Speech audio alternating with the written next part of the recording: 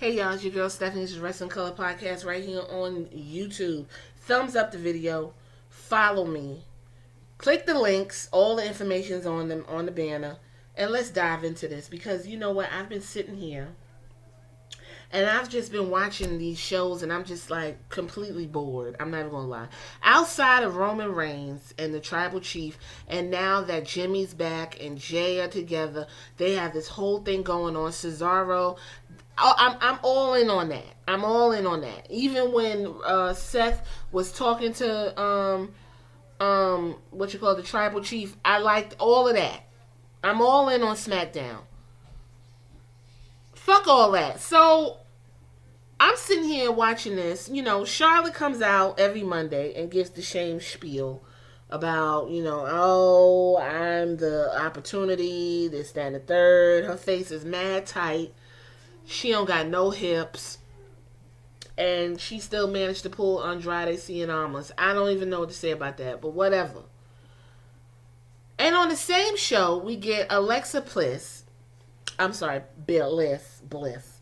With her playground whole fiend persona taken away from Bray Wyatt and given to Alexa Bliss. And the funny thing is, who's the real villain? Is what I'm asking y'all. Who's the real villain on Raw? Who's the real villain in all of women's wrestling in the WWE? On SmackDown and Raw specifically. Is it really Charlotte? Or is it Alexa Bliss? Because I'm really sitting here and I'm like, we giving Charlotte a lot of hell. The woman's been gone for a minute. She came back. She's getting on my nerves. It's just because her writing sucks. She's not getting anything new. The women's division is non-existent. And so because of that, they trying to build some new shit to get her to take the belt off of Rhea Ripley. But who says that she's going to be the one to take the belt off of Rhea Ripley? Why is Alexa Bliss being built up? Supernatural, by the way, to get back in this women's division, which, yes, granted, they need a heel. Or whatever the fuck Alexa Bliss is. But y'all building this woman up to the point where the same shit happened with The Fiend. He can't be beat. Now that he's been beaten by one RKO, the man's gone, who the fuck knows where, and you really gonna want me to suspend reality for Alexa Bliss? Or whatever sister, whatever the fuck she's playing right now, this childlike, entity that grown men are enamored with, and y'all always have been drawn to Alexa Bliss because she's tiny, and she's a grown woman, she's engaged, but she gives off this childlike shit, and I'm not really sure what it's called, but when I figure it out, I'ma know why I don't like the character and I don't like what's going on.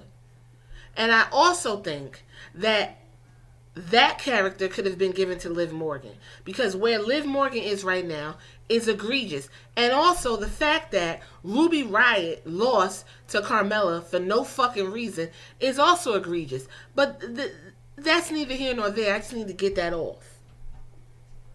I think Liv Morgan would have better played the role because she is younger, a little bit more hotter, and it would have worked. She could have been Sister Abigail. We could have still had Bray Wyatt on TV with her. But y'all literally got rid of Bray Wyatt,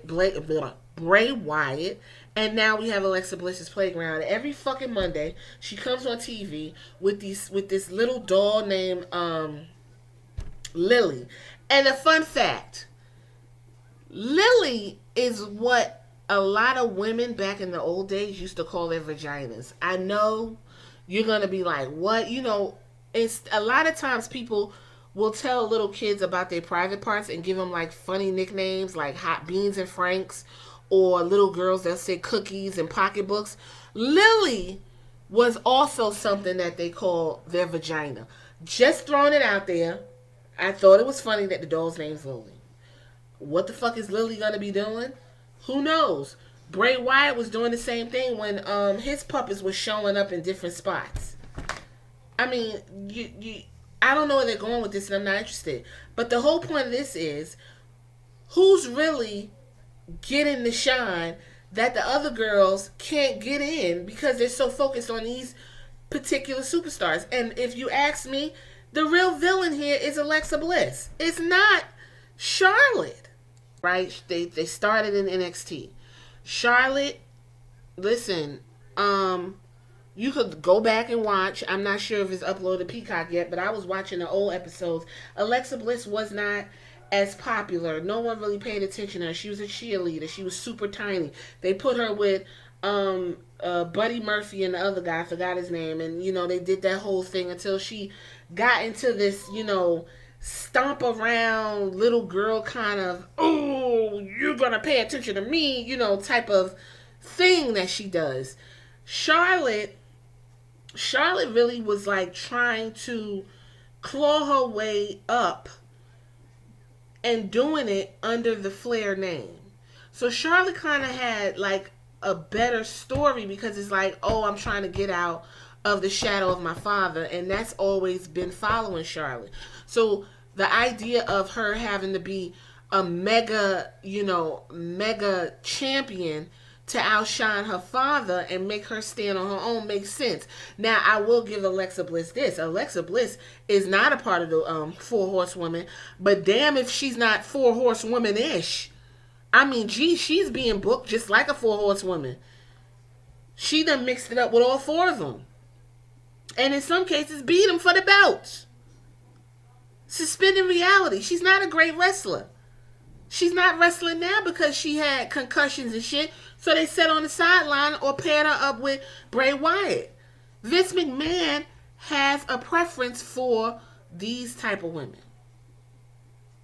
So again, who's the real villain? So I went on to say, go and look and try to compare stats to these women. And Alexa Bliss is just an anomaly. She's an anomaly because I can see where Charlotte can be pushed. She's tall. She's athletic built. She's blonde as fuck. She has the legacy behind her. She's a good worker. Now, listen, she doesn't elevate anyone in the ring she gets in the ring with. And since she's been back, after Andrade got fired, her fiance, and since she's back, her matches are terrible. She's like botching all over the fucking place. No one looks good when they're in the ring with her. And that also goes for Alexa Bliss.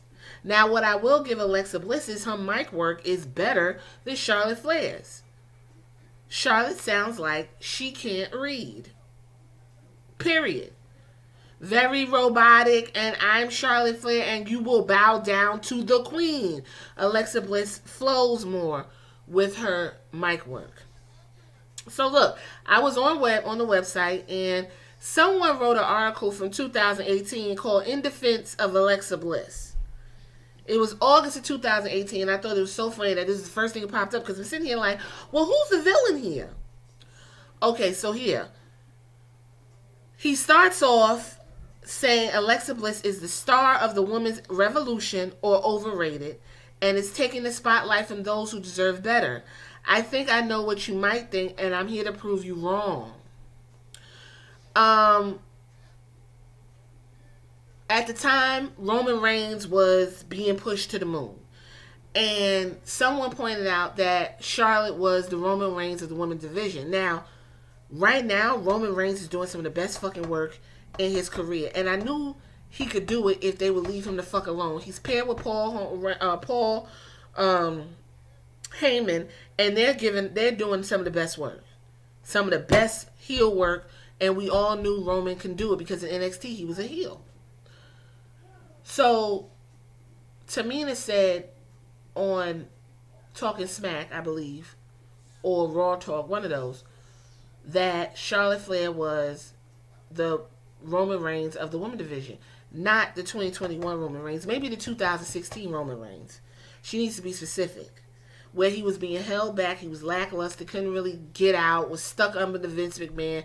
They were pushing. This is Charlotte Flair. Now, with that being said about Charlotte, now we have Alexa Bliss and this fucking Playhouse shit that's just going on and on and on and on and on and on.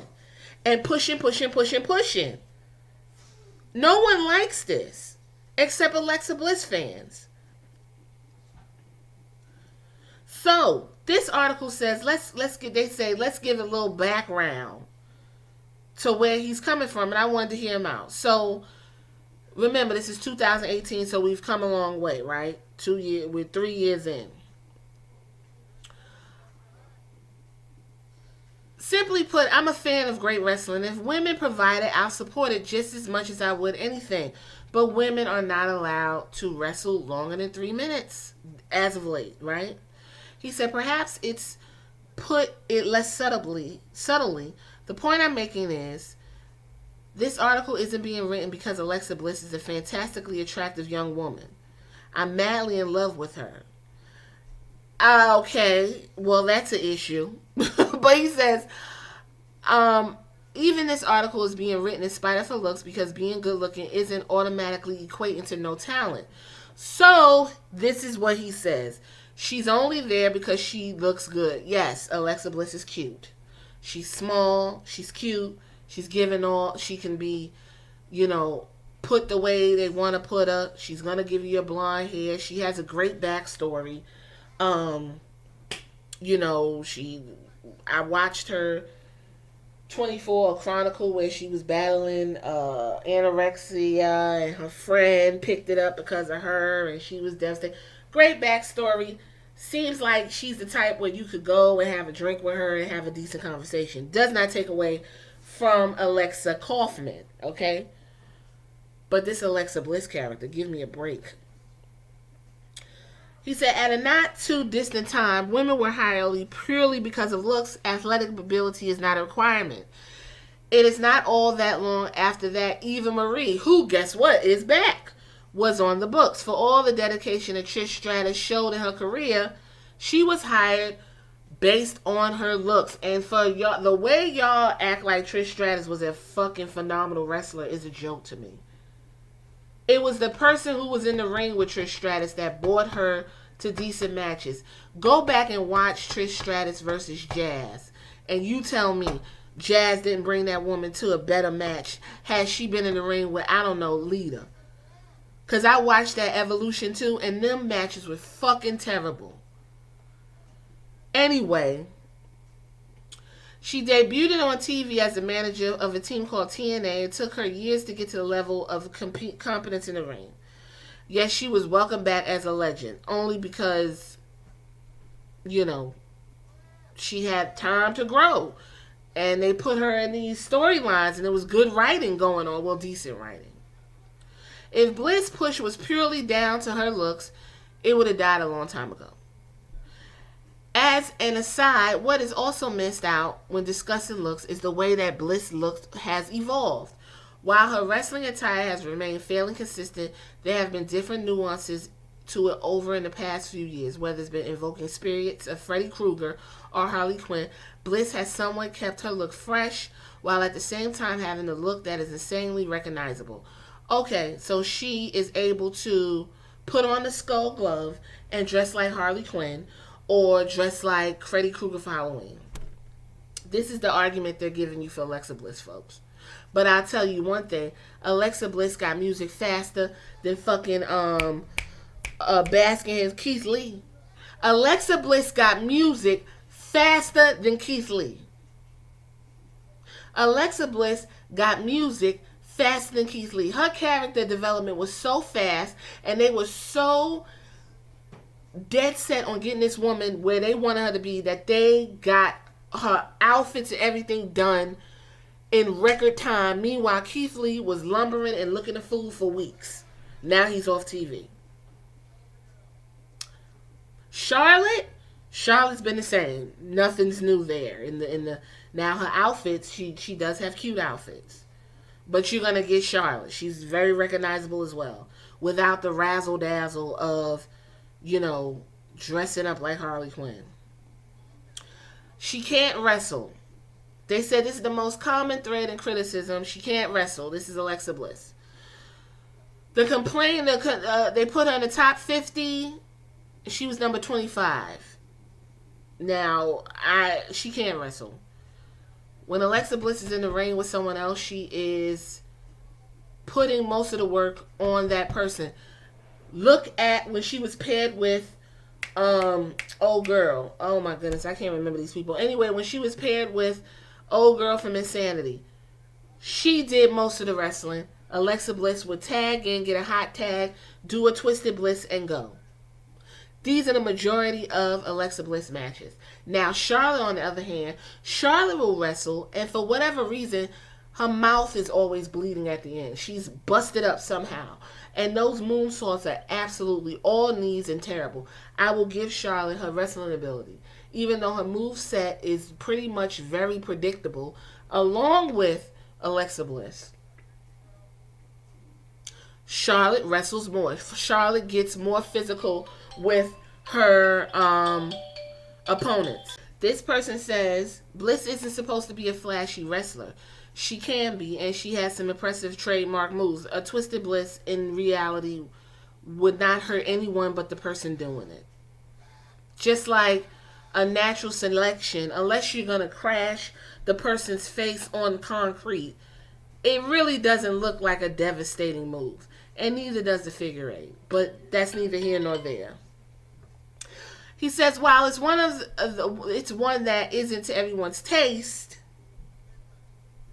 and after all, there are plenty of people out there who will decry the high spot, no psychology style that many love, or think entire shows where everybody kicks out of everyone's finishing moves are for them. Too lazily says Bliss can't wrestle simply because she doesn't work your favorite style, perhaps says more about you than her ability. Alexa Bliss barely moves in that ring, folks, and it's just what it is. Now, what do Charlotte and Alexa have in common? Both of them do not bring the best out of their partners. You get in the ring with Charlotte, you're coming out the same way. You get in the ring with Alexa Bliss, you're coming out the same way. You're not going up, down, side to side. You just had a match. That's really it. So the next thing that they said, never had a great match. And that's, I just told you that. Like, this person is going to point out. He said her clashes with Charlotte at Survivor Series 2017 was great. Becky Lynch in the steel cage on SmackDown, Bayley in Payback, Sasha Banks SummerSlam 2017, and Mickie James TLC were good. Is it because Alexa Bliss, or is it because she was in the ring with Becky Lynch, Bayley, Sasha Banks, Mickie James, and Charlotte, who is physical? All these women are physical as fuck. So is it she brought them to a good match, or they brought the match to a good match because they're ring commanders and they ran the match? I'm just saying.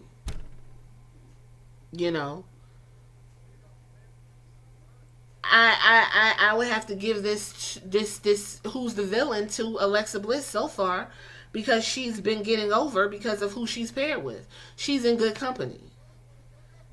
You would never put Alexa Bliss in the ring with, I don't know, Lana. Let Alexa Bliss wrestle Lana. And I guarantee you that match is going to be a complete shit show. Because what are they going to do? Lana going to kick in the head? She going to do a twisted bliss? Give me a break. Listen, both women are overpushed. Okay? We're not even going to sit here and lie about that. Alexa Bliss stays on TV. She was put in the roles with Ronda Rousey, even though Ronda ended up fucking her up. Really, with the concussion. And now we have Charlotte being shoved down our throats. And Alexa Bliss is on TV every fucking Monday with this bullshit that she's doing. And everyone's over it. Well, people who got sense anyway. Both of them are equally overpushed. Overpushed. Now, this person says she never wrestled on a takeover show. Her biggest moment was the inauguration Brooklyn show, when the biggest pop was reserved for the surprise appearance of Blue Pants in the corner of her changes. Her charges Blake and Murphy's opponents, the Vaudevillians, and this was a night when Eva Marie and Carmella did a singles match, which was terrible, by the way.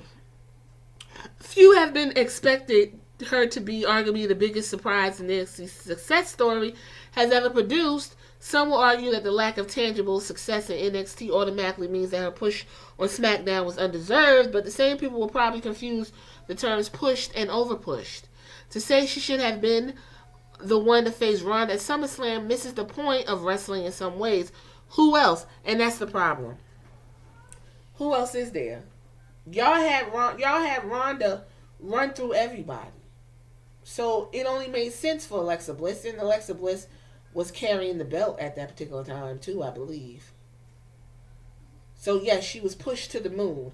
And when y'all had Women's Evolution, everyone was screaming Sasha versus Trish, but y'all was gonna put Alexa Bliss in the ring with Trish Stratus, but she couldn't do it because she got her shit crashed in by Ronda. Push, push, push, push.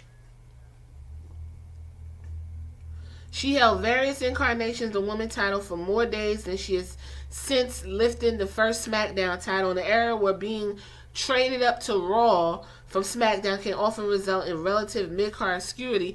Bliss bucked at the trend and continued her success. That's because someone's writing it. Charlotte has 24 wins on pay-per-view, the most for any woman in WWE history, and is headline pay-per-view opposite Sasha Banks. That is true. But also Charlotte has, to her benefit, she's trying to overcome this name of Flair, right? Out of the four horsewomen, but she's four horsewomen-esque. Okay? Outside of Sasha, Bayley, Charlotte, Becky, Alexa Bliss would be number 5. Alexa Bliss would be number 5. She would be number 5, and that would just be what it is because she gets that push that they get. If WWE don't want to push you, they won't push you. But is there really a big name on the women's roster that has been pushed? So this person, outside of Alexa Bliss and the Four Horsewomen, they said Carmella, Natalya, Naomi, Nia Jax, and Ronda Rousey have all been women's champions for one of the brands, but they haven't been pushed anymore. And then they remember this is 2018. Since then, the Iconics, Mickie James, Zelina Vega are gone. Alicia Fox is gone. Asuka has got her teeth kicked out. She's on the mid card. Lana is paired with Naomi, and they can't even win a belt for whatever the fuck reason. So what's going on here?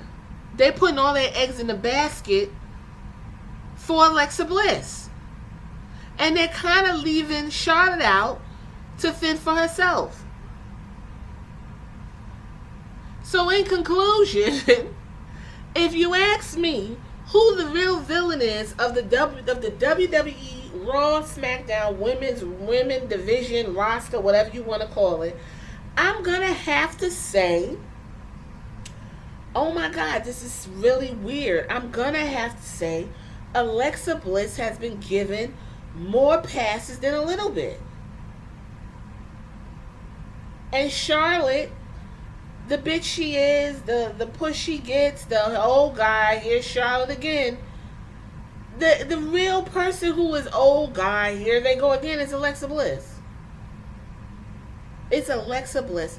I'm done. Alexa Bliss is the real villain of the women's division. You tell me what you think if you made it this far. Alright, check you later.